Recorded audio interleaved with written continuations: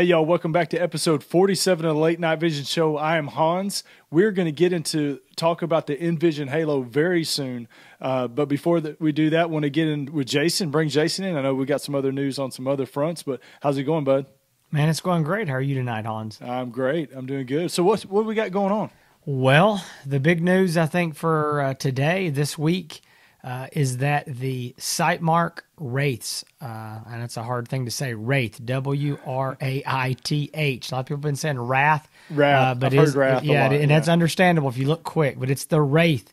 We have talked about that a decent amount on this show, and it is a $499 digital unit that Sightmark has come out with. They announced it in January at the SHOT Show, and they said it was going to ship in March, and buddy, it's in March and it's shipping. And so we've got our initial order in. They are in the warehouse, and we have been begun shipping those out. Actually, by the time you're listening to this, it's Thursday. We're recording this earlier in the week, and we began shipping those out today. And so we're going through there, and we've definitely got a lot more orders than we do race, and people knew that, but we're kind of working through there, and if anybody falls out, we're going to work on down the list. But probably next week, I think if, good Lord willing, we will do a full review on that unit. I have been using it for about 3 days now, and I'm not going to give away all the secrets, but I'm going to say this much. It is much better than I expected. I was very conservative. I was very reserved on this unit, and so far I am extremely pleased, much more so than I expected to be. So we're getting one of those things. One is on the way right now to Hans. He's going to have it hopefully by the time this podcast is released. Yeah, I was going to say I hadn't got mine yet, so I thought maybe I got bumped off the list or something. Well, you did. So. I mean, you got paying customers, Yeah, so that's okay. I'm good with that. Yeah, one thing I did want to I wanted to mention is that we mentioned it, I think, on last week's show, that we have the QD mounts. There's a limited number of these available right now. We do have them. They're $59.99 at outdoorlegacygear.com. You can just search for Wraith. You'll find them, or Wraith mount. It has two QD throw levers. The mount that comes on the Wraith is a little bit different than what we saw at the SHOT Show. It's the same. It's basically the same mount that the QD mount is, except it has thumb screws, and they're with the thumb screws. They're not guaranteed to go back to zero there, because there's a lot of different tightnesses and things that you can do there. So anyway, they work. They're not QD though, so a lot of people are picking up these QD mounts. Again, we do have those available at outdoorlegacygear.com. Awesome. So yeah. Well, right before we get into talking about the Invision Halo, hey, I want to invite everybody to go check us out on all the socials. You can find the Late Night Vision Show on YouTube. Just search the Late Night Vision Show. Also on Instagram and also Facebook. Please go follow and like us there. You can also find all the night vision thermal optics and scopes that we talk about on the show at outdoorlegacygear.com. Also, please, we continue to get pictures. We try to share as many of them as we can. I get a lot of people that send me pictures on Instagram to share, and we appreciate that. You can also call our voicemail line or text us a picture of a hog or coyote kill on that line. The phone number there is 903-833-4461. And you can also email Jason and I. Jason, we get a lot of emails, and sometimes we have a hard time keeping up with them. We apologize. We try to reply as much as we can because we're across a lot of different socials, but we definitely try to reply as often and to as many emails as time will allow us. There's only so much time in the day, but you can email us at the Late Night Vision Show at gmail.com. But don't forget the most important. Tell them where they can find us. Yeah, oh, yeah. Hey, I forgot. It's brand new. Yeah. It's brand new. So we have a brand new website, thelatenightvision.show.com. You can go there. It's an awesome website. The thing is just put together beautifully. You go to the site, you can find information about all the past shows, so you'll be able to go on and click on the past shows to catch up. Also, you can go on and click and look at our bios and all of our social links, so you can get to find us on all the socials there. And you can also go and click on links to go to outdoorlegacygear.com. We'll be posting some blogs on there talking about different scopes at some point, but that's a great website. Eventually we'll be doing some giveaways based on the website. And so we want to reward our loyal listeners and all the people out there that are tuning in. We don't want to just do random giveaways to followers on some of the socials. We want to do it through people that are actually listening, and we thought that would be a good way to do it. So yeah, go please check out the latenightvision.show.com. Keep up with all the shows there. Also, you can find Outdoor Legacy Gear on YouTube, also Facebook and Instagram, and you can find me on YouTube. That's Hans ETX. Post videos weekly there, and you can also find my pictures on Instagram. So got all that business stuff out of the way. So let's talk about the Invision Halo, and the one that we're specifically looking at today is the 25 millimeter Invision Halo, I guess what they would call the entry level thermal that they came out with two. I don't think they're going to refer to that as entry level. it's their high end entry level thermal I think scope. It's their least expensive, extremely high end model. That's right. There's two of them. You have the Halo, the 25 millimeter, and then you have the Halo LR. Today we're going to be talking about the 25 millimeter scope. I've got a chance to use it quite a bit, as well as with Jason. But Jason right now is going to run down the specs of the scope, and then we're going to get on to our experiences, our likes, our dislikes, and all that kind of fun stuff. Yeah, I want to run down these specs real quick, and I think that we're going to talk about this optic and how it stands on its own, but I think we can also, throughout this, we'll probably maybe towards the end, give a basic comparison to the XP50, the Pulsar Trail XP50, as well as going up to say the Trijicon Reap IR. So we'll kind of just give a little bit of thoughts, maybe throughout the way on that. But jumping in on these specs, I know that a lot of you already know this, but we just want to have it all in one place. So it does have a 640 by 480 BAE thermal core. We say this all the time, but it is the exact same thermal core that Trijicon is using in all of their thermal scopes.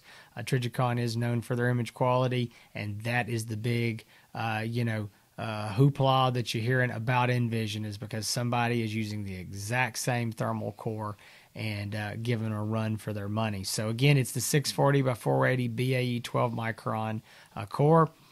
It is a 60 hertz refresh rate, as Hans mentioned, 25 millimeter. It has an American Defense QD mount on it already. It is a composite housing. I think that's something we can talk about. It is not metallic. It is composite, and it is a 1.75 power optical magnification on the base mag. We're going to get into some questions and some things that have arisen about that magnification, so we'll talk a little more in depth about that. And it does not have any kind of internal video recording. The video recording is external only, so it does have a video out port. You can buy that cable and plug it into different video recorders, and you can record that way. As well as there's some new little units out. Hans and I have been testing one that is actually a unit that is designed to clip over the rear eyepiece and record video from there. And we're testing those units. They're going to be working for these as well as the Trijicons, and so that is an option as well. But no internal recording. All external, just like the Trijicons are. Mm-hmm. And that is, I don't know if I said it or not, I might have, but 4 CR123A batteries, which is something that I actually like and see it as a benefit. So there's the basic specs. Hans, I know that in the last 2 or 3 nights specifically, you've been out with this unit. You've been calling in hogs. You've been shooting hogs with it. So I was using the thing even tonight on the way up here to record this podcast, but I want to let you go ahead and jump in and give us your thoughts. Also, the reason is because I know that you have had my Reap IR for several months and you've been using that. And so I want to know what you think. And folks, I'm just going to tell you one thing before I shut up. I think I know what he's already going to say, because he told me today that my Reap IR is in the UPS. He gave me a tracking number and said it's on the way back to you. So I think I know what his answer is going to be. But go ahead, buddy. Jump in. Tell us what you think about it. Well, before I get to that, how much does that bad boy cost? Oh, cost. Don't worry about that. Cost doesn't matter. It's it's $59.95. $5,995. Good job. Is the cost. And yes, they are available at OutdoorLegacyGear.com. Awesome. So yeah, I've had the fortunate good luck to be able to use the Invision Halo 25 millimeter out in the field now for, oh gosh, I've probably had it a week now, and I've taken it out every night, hunted with it several hours. I'm going to go on the record and say this. I don't know how they've done it, but they have made a scope with a picture image that, and I hope I'm not creating a firestorm here, but is, if not just as good, maybe slightly better than the Trijicon Reap IR picture that I had and that I was using for several months. I do believe that it is at least as good, if not a little bit better picture than the Trijicon Reap IR. With taking it out, the first thing you're going to notice is, like Jason said, the housing is made of a composite. It's lightweight. It's compact. It fits in a nice little package. It does run on the Ford of the CR123A batteries. I didn't notice that the weight of the scope was that noticeable, so it didn't. When I put it on the rifle, it didn't seem like it was heavy at all. I didn't weigh it or anything, but it definitely. When you put it on the rifle, it doesn't seem like you're carrying a big load, I guess, to put it shortly, and it's not like carrying a brick or nothing like that. Yeah, I don't have the weights on this thing right here. I'm holding one in my hand right now. If you're watching on YouTube, you can see it. I'm going to tell you, this thing is lightweight. I don't know what the actual weight is, but this thing feels very light. Right. Yeah, I'll have to look up the weights on them. So I think the first thing you notice when you open the box and get the scope out is that there is a very simple, one of the easiest instruction manuals that you will find when it comes to using a thermal scope. It's like a 2 or 3 sheet laminated cards that are binded together, and basically it walks you through the function of everything with a scope, the standard settings that you should put, because we get questions like that all the time. Hey, what do you set your contrast at, brightness, all that kind of stuff? It really lays it out plain and simple for you in the instruction little booklet. It's not a big, long book, of instructions. It's very, very basic and very understandable to the most, for common people like myself that need it in plain English. Yeah. Like I need it in plain English, East Texas English preferably. But setting up the scope, the functionality, the use of the scope, to me, it is much easier to use, user-friendly, than the Trijicon. They have 4 buttons on the left-hand side of the unit, a power button. It's got some different buttons that you can use to adjust, the contrast, the brightness, to calibrate the scope. All of those buttons do something different, but the menu function, when you go in to set up the menu, very easy to understand, very easy to do. One of the biggest concerns that I get from people that call in about thermal scopes is how difficult is it to use. I'm not good with technology, electronics. I don't want something that I have to take a college online course to be able to manage and to master. This is one of the easiest scopes that you'll get to set up and use. And that to me is very important, obviously, because getting out in the field, not wanting to have to mess with a bunch of different things, and being able to get it set up very quickly. Sighting in the scope, again, very easy to do, not a lot to it. In the menu settings, there's a 0 option. You go in there, 0 the scope. It's very easy to do. And, getting it out in the field, I'll tell you, right now I use the Pulsar Trail XP50. It's a 1.6 power scope. This 25 millimeter Halo is a 1.75. I have lined up both scopes together and looked through it at the same object.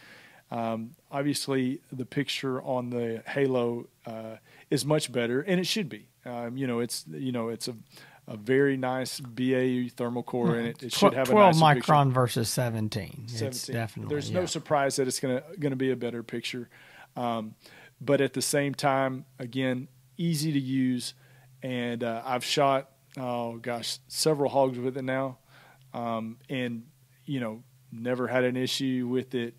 When you have a new scope like this, the biggest concern is there going to be some kind of glitch in it? Is it going to mess up when I fire the rifle?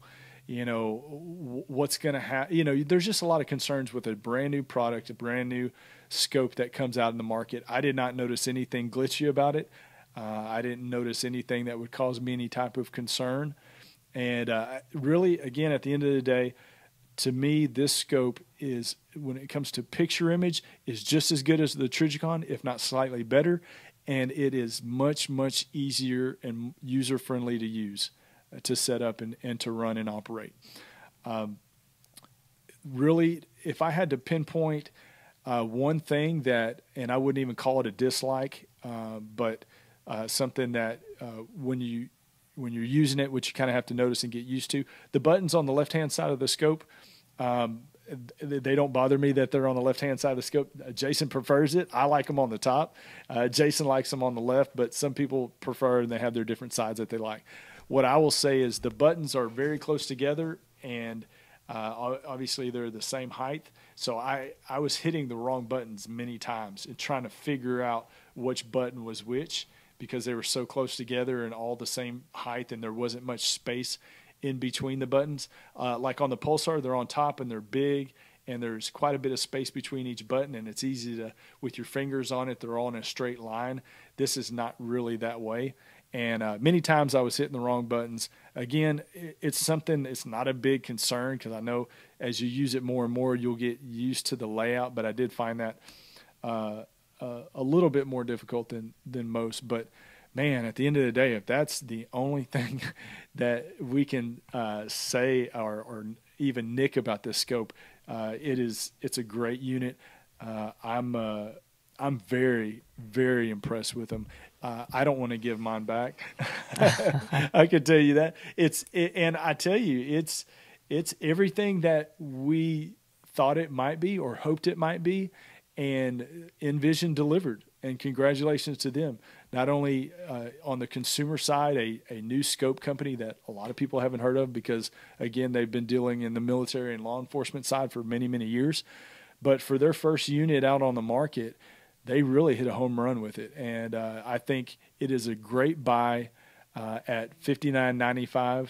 Again, that's a couple $1,000s less than the Trijicon Reap IR, and you're getting just as good of picture image and a much, much easier scope to operate and manage. So that's my opinion on it. Had a lot of experience with it. I'll be using a lot more. I'll be doing a review video on my YouTube channel this weekend, and doing a full review and showing videos and all that kind of stuff. But, man, there's not really anything that you can say bad about this scope. Well, I tell you what, it's a good review, Hans. And if y'all were watching this on YouTube, for about 3/4 of his review, you saw me looking down, messing with my phone, and I just could not stand to not look and see the weight differences on these, the Trijicon Reap IR, speaking specifically about the Type 1 35 millimeter versus this new Halo. And I was trying to do this quickly, and I found that it looks like the Halo is about 20.1 ounces, and then the first thing I found on the Reap IR was in grams. So then I was trying to convert them. I know, exactly. And I was in a big hurry here. It looks to me like, with my gram conversion app, exactly, that I think they're just about the exact same weight. It looks like, which I vaguely remember that them being very close, and I think they're just about the same weight. Go ahead. Can I say one more thing? 2 nights ago, I was out, and I was able to ID hogs at probably close to 1,000 yards with this Halo, the 25 millimeter Halo, and that was on the base 1.75 magnification.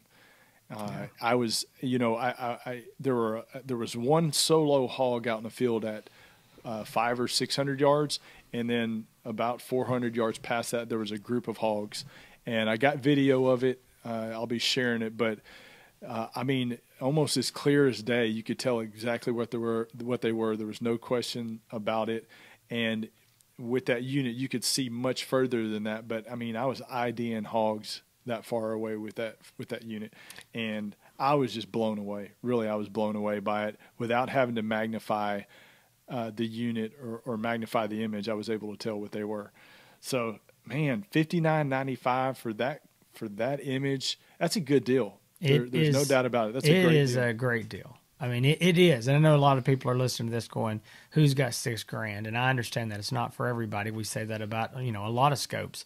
Right. But if you're into thermal and if you want image quality, this is it. And you just got it. You got the best image quality on the market at a discount. Well, I want to throw in a few things here. I don't disagree with anything Hans said. He stole my thunder on several of the notes that I had made here. So I'm going to just kind of just scatter through a few things that I like and maybe don't like. Number one, this is going to sound silly, and Hans mentioned it there pretty early in his deal, but that is this little laminated, I don't want to call it a manual, but like kind of a quick start guide that they put with this. This is not a joke. If Matt at NVision listens to this, he can confirm that this is true. When I called him after we got our first production unit Halo, I said, the scope is great. I love it. And that little card, that little series of cards you put in there that are laminated that explain everything, I was like, that's the greatest thing ever. And I couldn't quit talking about that. Here's the thing. I know everybody wants a manual. I get that. You can go online. You can download the manual for this. But what they did was they took these cards that are maybe 5x7 or 4x6, and they went through and basically explained what every setting that adjusts the image or changes the image, and there's several, what they do and what a normal kind of a standard setting would be, or what a normal range would be. Now, you can change it to anything you want, but what I like about it is, and this is something that I've complained about on the Trigicons, I've complained about it on, just say this, on the NVision Atlas, which is the handheld. There were several options of things I could change, but I didn't really know what they were. I couldn't find a good explanation, and where should I be? Same thing on the FLIRs. If you jump in and get deep into some of those settings, it's like, I don't know what this weird setting is. I mean, it's not brightness, it's not contrast, but it's weird things. And so what's nice is NVision took the time to go through and give 2-3 sentences and say, this is what it is. This is generally what it'll be set on. Set it on what you like. And man, I played with those, and their suggestions were dead on where I wanted to be, and it was great. And it's so like a cheat sheet. It is a cheat sheet, and it's not a. And again, to me, this is just a step above. They could have done that, which took time and work, and they could have put it on a nickel's worth of paper, and you're going to lose it. It's going to get wet. You're going to wad it up. They got these things laminated, and you can throw them in your bag, throw them in your case. I know it seems crazy we're sitting here dedicating time to talking about it, but you buy a $6,000 scope and you don't know how to run it or what the settings do. This is awesome. So I can picture Matt in the office in there laminating all those cards. Yeah, by himself, probably. Yeah, by the lamination machine. He's like, oh, I've only got about 100 more of these to go. That's exactly right. Yeah, that's Matt got stuck laminating them. No, but so I think that, as silly as it sounds, that was the most amazing thing when I got the scope out. I was like, wow, now I know what this is, and I don't have to go spend the first 30 minutes when I want to be playing with it and looking at stuff. I'm not messing around with all the settings trying to figure out what they do. That's perfect. So, negative, I think, is something that's out of their control. It's the way that any of these BAE 12 micron cores are, but you have to manually refresh. To nuke this thing, you have to close the lens cap, press the button. I do not like that. I will say this, and I don't know what it is, but to me, it seems quicker and easier. And I mean, I know that it can't be. It can't be that I have to do it less, but it seems like it. I'll tell you what I think it is. On the Trigicons, they tell you when it needs to be nuked, and it pops up, and it annoys me. And it's not that, I don't know. I just kind of feel like it's training wheels. Well, I know that it needs to be nuked. I'm glad you said that, because to me it did seem like I had to recalibrate the screen less often. And it is because Trigicon basically forces you to by putting up that big black box that everybody hates to see. But it just seems like I didn't have to do it as much. And I felt that way.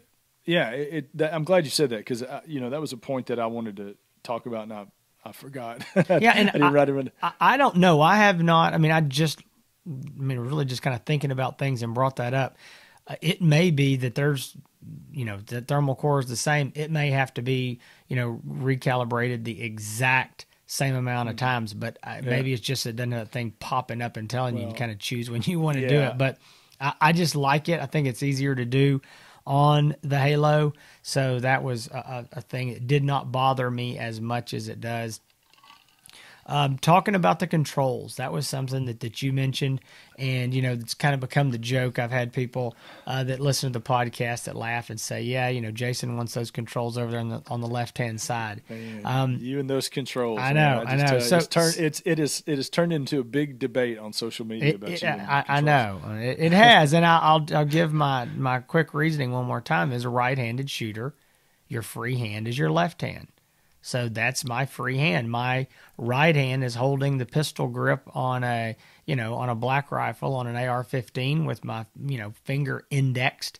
And my free hand is the off hand is the left hand. So it makes sense to me. Now, if I'm going to complain and say that it's not perfect, I would put them on the top. The reason is I think that now this is harder for left-handed people. And I also think that just being on the top is it's ambidextrous. It's whichever way you want to do it. Again, this is fine. This is what, if you ask me, it's the way, I like it. I mean, it's great. I do agree with Hans that these buttons, I found myself pressing the wrong ones, but they've done kind of a little, ingenious thing here. And if you're watching the video, you can see the buttons are not all the same size or the same shape. They're different angles. And so if you'll reach over with your finger, you can feel it and you can figure out where you're at. And I have found myself by muscle memory knowing where I'm at. And I think it's just going to come down to using it. I think if you get out there and after a week or two of using it, it's going to be like anything else. You're just going to go up there, like your remote control in your, to your TV. You don't have to look at it. You put your fingers up there and you know where it is. That's what you're going to do on these. So I think they're good. I will say, kind of making some comparisons here, I personally think these controls are 3 times better than the joystick on the Reap IR, and I think that the whole menu system is much more intuitive. It's easier to understand. It's much better laid out. I am a Trigicon fan. I think they are great optics, but in my opinion, now I'm going to tick off some Trigicon users here, but I just believe when I get into this, the menu system, the layout, the design, looking at those menus on this Halo, I feel like I'm using a modern scope. When I get into a Trigicon, I feel like I'm using something from, I want to say 1997. It may not be that bad, but it does. It feels like a 6, 7, 8-year-old menu system, and this is just much more modern and updated and easier to use. So really like that. Now here's something that I know Hans and I have kind of been chatting about, and we really didn't have the time before this show to get all the answers that we want. So we're gonna have to dig into this. Now we're not the first people to discover this. We noticed it, and I've seen some little bit of buzzing about it on some of the forums and social media. But this unit is advertised as a 1.75 power. All right, I'm not going to say that that's not possible, but when comparing it to some other scopes, be it the Trijicons or the Pulsars, something's not lining up. And we don't know exactly which is the standard. So, where's the measuring stick? But if we use the Pulsars as a measuring stick, because the XP50 is a 1.6 power optical base magnification, you would think that if you put this Halo beside it, that it should just have slightly more magnification. But instead, what you're going to find is slightly less magnification, enough that it's noticeable. I really was blown away. I was like, something's not right here. This is backwards. And so I started digging out scopes and optics and binoculars and looking at different magnification levels to see what we're dealing with here. And what I found is my Pulsar Helion XP28, which is a 1.4 power, and when I put it side by side with this Halo, they seem to be to me about the exact same magnification level. The objects seem the exact same size. Again, I'm not going to say it's exactly 1.4, but it looks really, really close. So what does that mean? Does that mean that the Pulsars are wrong and the Halo is a true 1.75? It's possible, but we've never thought the Pulsars were wrong before, and we've compared them to Trijicons, to FLIR. So I would say no one's really taken anything major into question until this unit, and then we set it there and go, something's different. Something is off. I don't think anybody knows, which one is the standard, right? And we know is scientifically correct. We don't know which one is correct. We do know that, though, that the Halos do look slightly less magnified than the XP50. I had it out 30 minutes before the show. I took a picture with the XP50 at a target at the same distance with the Halo, slightly different. But again, like Jason said, we're not the first people to notice and comment about this, and it's not a dramatic difference that it's concerning, but it is slightly different. We just don't know which scope company is correct and which one's and I would say like this: would not affect me buying or not buying the scope, but something is off somewhere in the specs. And is it a giant difference? No. Is it noticeable difference? Yes. Side by side? Yes. I would say that I hadn't heard hardly anybody talking about this until the last several days. I don't think most people were noticing. I think it took a few people getting these and then putting them beside the XP50 to go, yeah, something's not right. And so anyway, with that said, I don't know. Take it for what it's worth. Minor detail. I noticed it 3 nights ago when I shot a hog at 40 yards, and when I was lining up for the shot, I'm so used to using an XP50 for so long that when I lined up that shot, I was thinking in my head, man, that just seems a lot further away than 40 yards. And even on the video, it does look further away than my brain memory is focused on and trained on with the XP50. But again, it's not dramatically different. It would not deter me from wanting to purchase these units at all. No, not at all. Because the picture image is so good that it's just the clarity of what you see is so much beyond so many scopes out there the way they are right now. So I'm prepared to say that I'm thinking this over before I say it. I'm not sure that I've seen any optic on the consumer market that has better image quality than this. Man, now that's a hot sports opinion there. Okay, I know. I'm being careful here.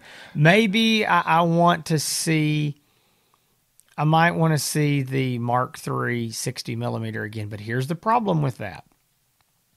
That's a 4.5 power scope, and it is very difficult to judge image quality from a high magnification and a low magnification, because high magnification or higher magnification gives a false impression of image quality. Absolutely. You look at the people that are talking about the 536s and the 736 FLIRs and trying to compare those to pulsars. Yeah, XP50s. Yeah. Yeah, and you can't, because the magnification is so different. But what they want to say is oh, it looks like it's got better image quality. Well, that's the reason they're saying that, is because they're looking at that hog or that coyote in a video that takes up 3/4 of the screen.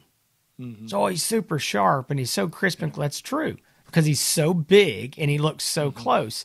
If you take the XP50 and you walk out there and you get 20 yards from him, it's going to look better, but when it's the same size. Anyway, that's a whole discussion for another day. So I think it'd be hard to say, but again, this thing's unbelievable. I want to mention one more thing. You did say it does run on the 4 CR123A batteries, which is actually 2 more than the Trijicon Repower takes. Trijicon takes a couple batteries. This one takes 4. I've used this thing for